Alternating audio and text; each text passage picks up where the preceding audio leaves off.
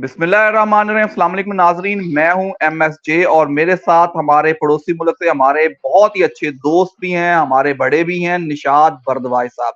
Sir कैसे हैं आप? ठीक हैं महादेव की कृपा भाई। सर? बड़ी मेहरबानी, नवाजिश, आपने टाइम दिया। सर बताइए, नवंबर शुरू हो चुका है, आपने 4 नवंबर की डेट दी थी कि खान साहब की रिहाई हो जाएगी। अब तो इलेक्शन की डेट भी आ गई है, 8 फरवरी। और सुनने में आ रहा है कि बल्ले का निशान होगा उस पे इलेक्शन में। ये तो आपकी पेशन गोई सच साबित होगी कि खान साहब इलेक्शन में तो होंगे।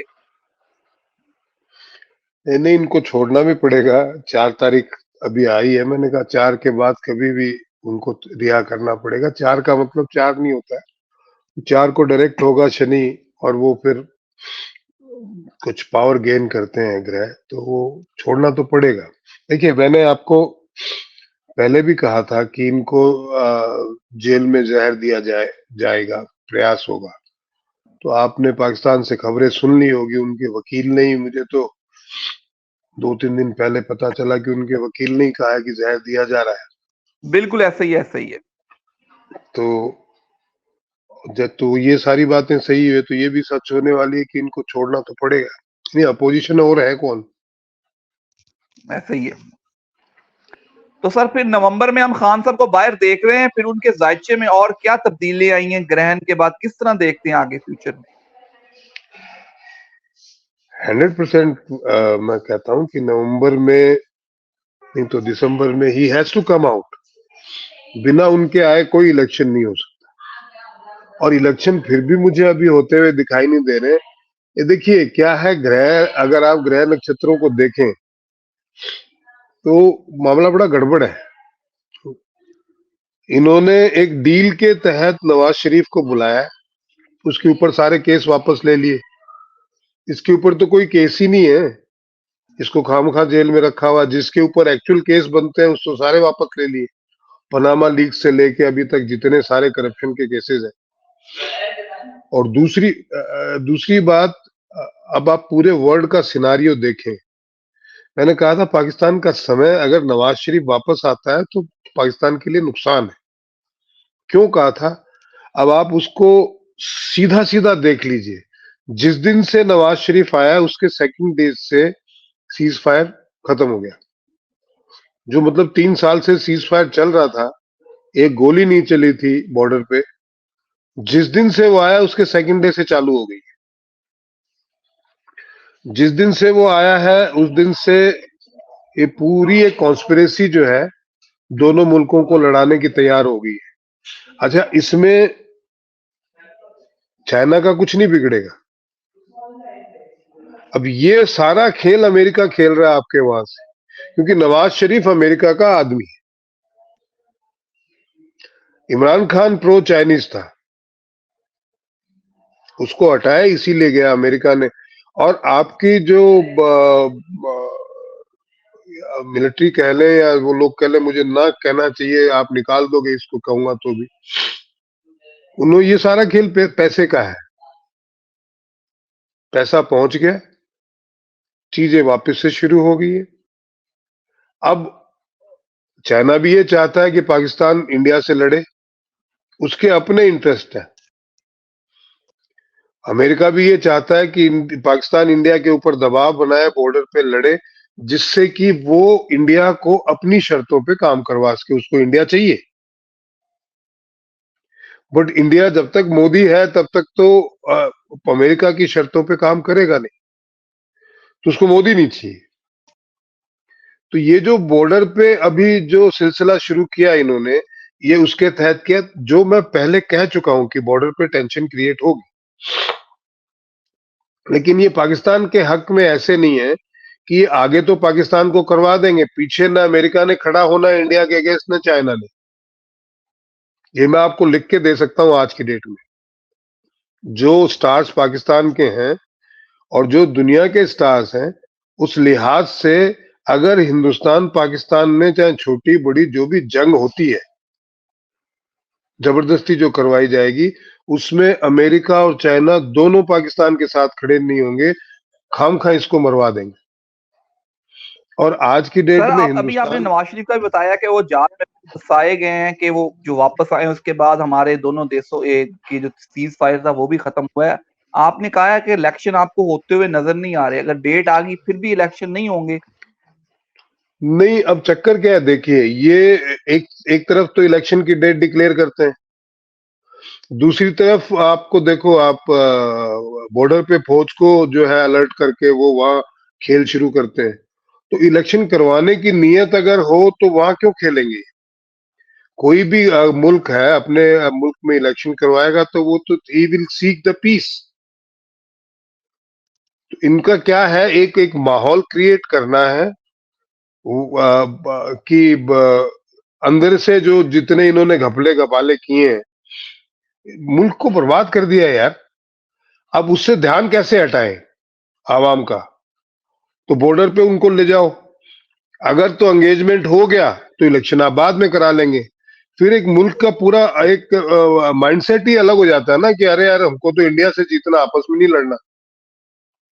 आप समझ रहे हैं? तो वो उस तरीके का माहौल क्रिएट करने की कोशिश है।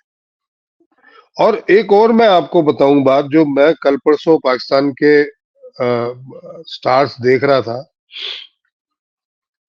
ये मैंने आपको पहले भी कही थी, आपके चैनल पे भी कही थी, बाकी चैनल पे भी कही थी कि अफगानिस्तान की तरफ से बड़ी टेंशन आएगी। आज आपको नहीं दिख रहा होगा कि वो तालिबान कुछ रिटालेट कर रहा है, लेकिन बहुत जल्दी दिखेगा ही।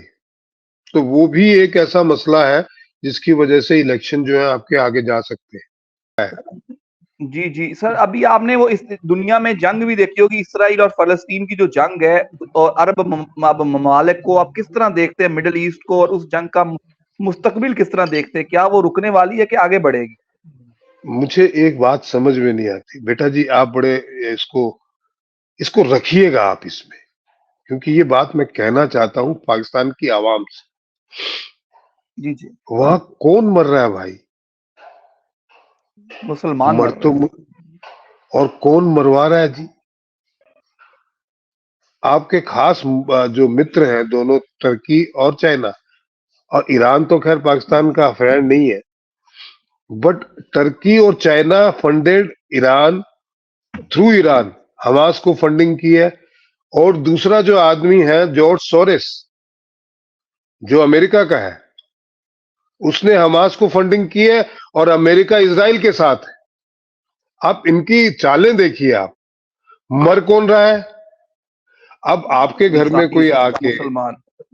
इंसानियत मर रही है सरेआम, चाहे मुसलमान मर रहा हो चाहे यहूद मर रहा हो, इंसान ही तो मर रहा है भाई।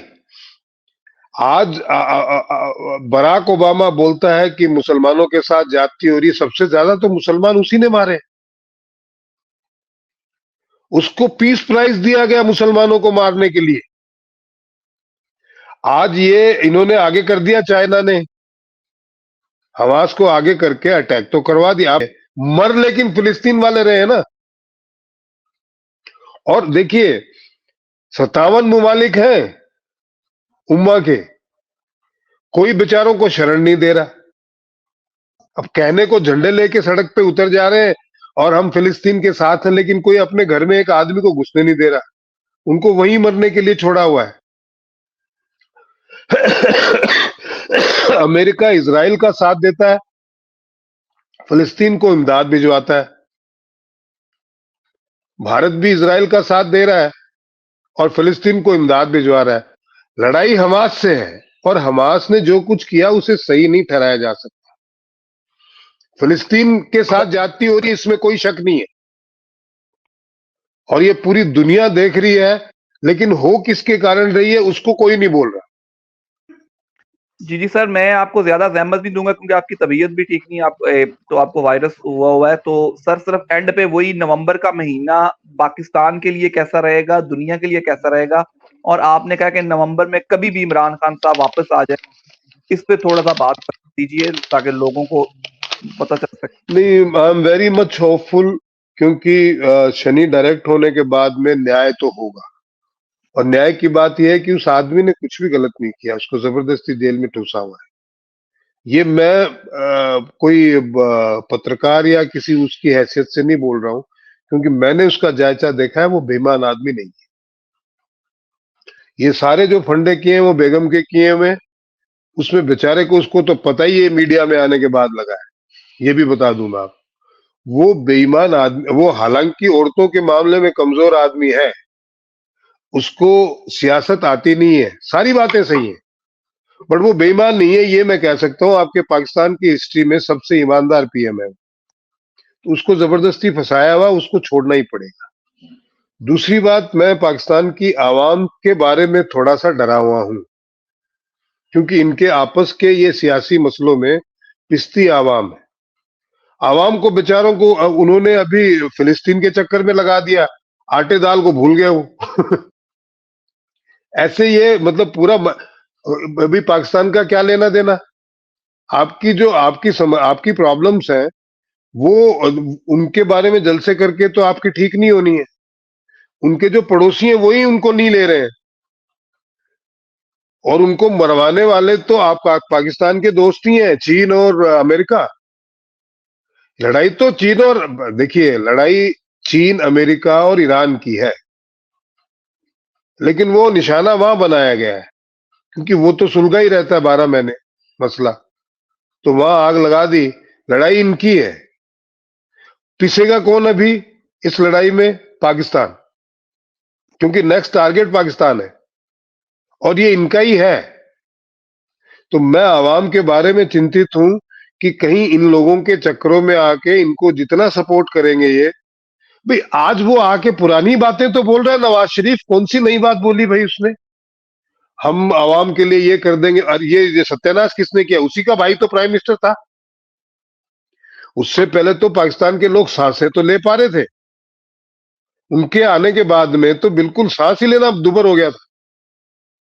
तो ये किसी के सगे नहीं है भैया। आवाम को इनसे बच के रहना चाहिए। ऊपर वाला इंसाफ इनका करेगा, टाइम आ गया है। दिया जो होता है ना, बुझने से पहले फड़फड़ाता है, वो नवाज शरीफ की हालत है। और मैं फिर कहता हूं कि सही इलेक्शन हुए, फेयर इलेक्शन हुए, कोई बीच में घपला घपाला नहीं हुआ, तो इमरान खान फिर से प्राइम मिनिस्टर बनेंगे पाकिस्तान के। और ये सारा घपला घपाला ही कर दे तो उसके बाद में तो और जनता सड़क पे आएगी। पाकिस्तान को बर्बाद करने का इन्होंने पूरा एक रोड मैप तैयार किया हुआ है। डेवलपमेंट के तो कोई काम करते नहीं है। इनको ले दे के हिंदुस्तान, फिलिस्तीन है, बाकी चीज, अरे अपने देश में कुछ इंडस्ट्रियां ही लगवा लो भाई, कुछ पब्लिक के लिए ही कर लो, अपनी पब्लिक के लिए कर लो यार, फिलिस्तीन के लिए बाद में करना। यहाँ लोगों को आटे के, इसके, पेट्रोल के, बाकी चीजों के भाव जो हुए पड़े हैं डॉलरों के, और कितना नीचे जाएंगे भाई? मैं ये कैसे समझाऊं वहां की आवाम को, और समझा के आवाम को बेचारी को फायदा कुछ नहीं है। ये तो झूठ के पर नहीं होते बेटा, वो चलती नहीं है बहुत टाइम, बहुत चला ली। और जो अमेरिका का भी यही हाल होना है। अमेरिका ने जो यहाँ पूरे खित्ते में तबाही मचा के रखी है ना, America will face the consequences, I am telling you. ये सारी जो पूरे इतने लोगों को इतने साल तक मरवाया, अमेरिका ने मरवाया, पाकिस्तान के जरिए मरवाया। पाकिस्तान की फौज ने बहुत मुसलमानों को ही तो मारा है। बलूचिस्तान में आप किनको मार रहे हैं जी? अफगानिस्तान में आप किनको मार रहे थे जी? और अपने मुल्क में किसको मार रहे हैं आप? वहां कोई हिंदू थोड़ी है, यहूद है क्या वहां? मार तो मुसलमानों को ही रहे हैं। बिल्कुल। फिर मुसलमानों के आप पैरोकार कैसे हो गए? खाली बोलने के लिए? मैं मानता तब जाके पाकिस्तान जो है सीधे जंग में मुसल्लत करता, वहां जाके इजराइल के खिलाफ। मैं समझता कि हाँ यार, पाकिस्तान मुसलमानों का पैरोकार है। खाली यहाँ झंडे लेके लोगों को, बेचारों को ऑलरेडी भूख से तड़प रहे हैं, उनको लेके आप पसीने सड़क पे जलसा कर दोगे, उससे फिलिस्तीन की हेल्प हो जाएगी क्या? कुछ तो जी करो, सर, खाली इंशाल्लाह बोलते। हम नेक्स्ट टाइम भी आपसे वीडियो करेंगे। आपकी तबीयत ठीक नहीं थी, मैं आपको ज्यादा सहमत नहीं था। एंड पे आवाम के लिए, व्यूअर्स के लिए कोई मैसेज हो तो जरूर काइंडली शेयर कीजिए। सबसे पहले तो आप एमएसजे को देखिए, सब्सक्राइब कीजिए, शेयर कीजिए। और बेटा, पाकिस्तान के डेवलपमेंट के लिए काम कीजिए। ये जमीन, इस पे आप लोग मेहनत करोगे, डेवलपमेंट के लिए करोगे तो ये जन्नत है। एक टाइम में सबसे फर्टिलाइज जमीन होती थी, आज मुल्क को अनाज बाहर से लेना पड़ रहा है। बहुत ही दुर्भाग्य की बात है। और अल्लाह ताला जो है, वो ईश्वर जो है, वो किसी को मारने को नहीं कहता बेचारा। उसने कोई धर्म नहीं बनाया है, वो किसी को मारने को नहीं कहता। जितनी आप लोगों से नफरत करोगे, लोग आपसे नफरत करेंगे। आप जितनी लोगों से मोहब्बत करोगे, लोग आपसे मोहब्बत करेंगे। तो ये इन नेताओं के चक्कर में नफरत निकालो, ऊपर वाले से सही मायने में जुड़ो। जिहाद करनी है तो अपने अंदर की बुराइयों से करो। कुरान शरीफ में यही जिहाद को लिखा हुआ है। बाकी आपकी मर्जी है, मैं तो कह ही सकता हूं। जी सर, बहुत शुक्रिया आपका। मुझे और सर को, निशात भारद्वाज साहब को दीजिए इजाजत। सर की आज तबीयत ठीक नहीं थी, फिर भी उन्होंने हमें टाइम दिया। हम इनकी जितनी शुक्रिया अदा करें उतना ही कम है। सर बहुत शुक्रिया आपका, बहुत नवाजिश। अपना बहुत सा ख्याल रखिएगा। हमें दीजिए इजाजत। अल्लाह हाफिज। अल्लाह हाफिज, महादेव।